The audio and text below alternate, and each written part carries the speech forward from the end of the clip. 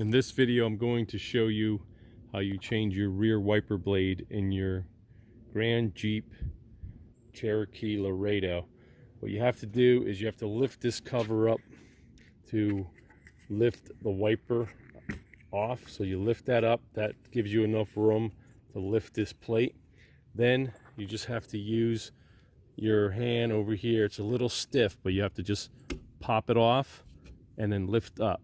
Did you catch that? Let me do it. Let me put it back on for you to show you. Okay. So what you have to do is you have to lift this up.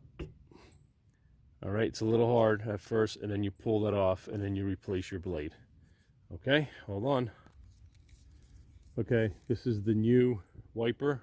I just put the clip on it. They give you 4 different options, so you have to make sure you know which one that you have. Then you just slide it in its place. I'm trying to do this with one hand, so I apologize for the shaking. All right, and then once it's in place, you clip it, and you're done. Put this down, and then make sure you close this clip, and that's it. All complete. Thanks for watching. Please like.